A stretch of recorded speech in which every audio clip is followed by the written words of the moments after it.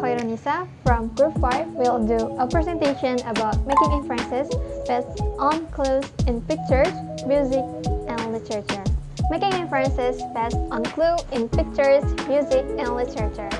Project or write a few hypothetical situations on the board and ask the students to make guesses about what the people are thinking or feeling in each situation. You can make this a little bit more fun by comparing it to detective work and telling your students that they need to gather clues in order to figure out what's going on in each situation. As for the example is, first, you walk into the classroom the day after you had a substitute teacher. You notice that your teacher is in a particularly good mood and has several boxes of donuts sitting on his desk. What do you think your teacher is thinking or feeling? Why do you think so? And second, you come home from your friend's house later than you said you would. Your mom is waiting for you at the front door and she has a stern look on her face. What do you think your mom is thinking or feeling? Why do you think so? And the third, your friend has his head down on his desk. You ask him how he's doing and he says he's fine, but you can tell that he's been crying. What do you think he's thinking or feeling? Why do you think so? Next is making inferences using charades, guided practice. After you have helped your students to gain a better understanding of what it means to make inferences, it can be really fun to take just a few minutes to play charades. Ask for volunteers to act out certain emotions and then have the class infer how the actors are feeling. This is an easy way for students to really grab a hold of the idea that they are making inference or particularly about people all the time. Many students who are intimidated by the idea of learning something new will feel more comfortable and confident once they realize that making inference isn't exactly a foreign concept to them. Making inference using picture or guided practice. Either provide your student with a teacher worksheet that has several teachers on it, or have them draw their own t-shirt with the two sections labeled what I saw and what I inferred. Then project some pictures on the board that have enough clues about what's going on that your student will be able to make some solid inference.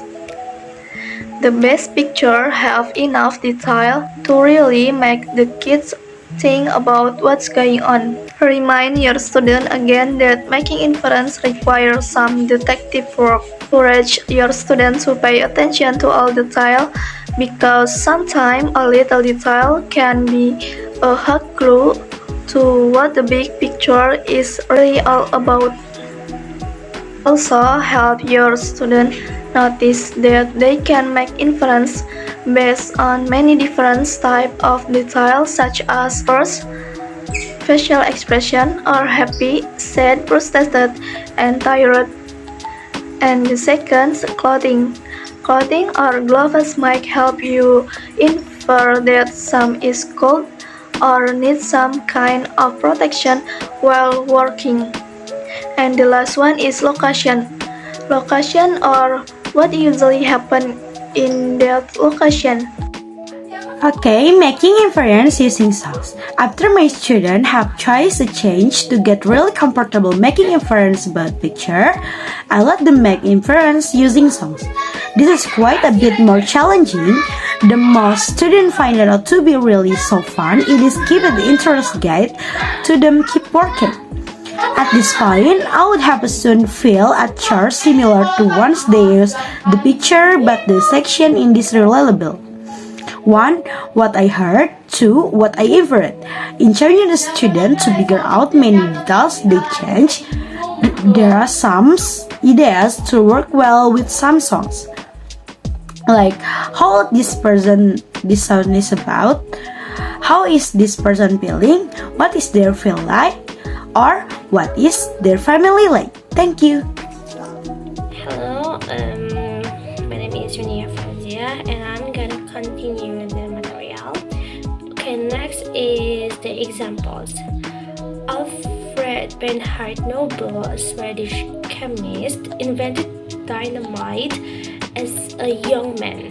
Nobel experimented with nitroglycerin in his father's factory. He hoped to turn this dangerous substance into a safe and useful explosive. But an accident occurred while on the market. Because of this, people regarded Nobel as a public enemy.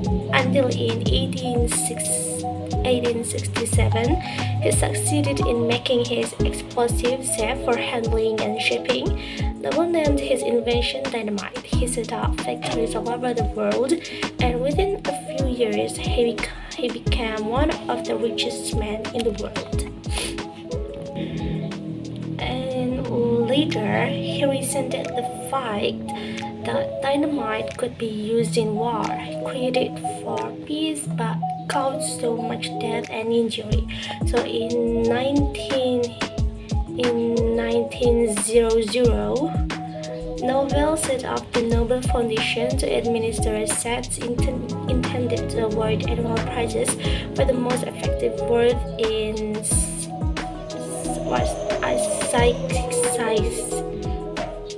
physics, chemistry, medicine, literature, the promotion of international peace, as stated in his will. The prize was first awarded in 1901, 5 years after the death of Alfred Nobel. So this is adapted from the World Encyclopedia in volume 14. So what can be concluded about how Nobel works? A. He is very clumsy. B. He was persistent in experiments. C. He showed irresponsibility. Or D. He was very helpful. So the discussion, the answer is B. He was persistent in his experiment. So in all the contents of the text, it explains how Alfred's initial and final experiments were. A, C, and D are choices that cannot be made as a conclusion because these not describe the entire contents of the text as a whole from beginning to end. It only describes one by one. So the facts that occur in the text.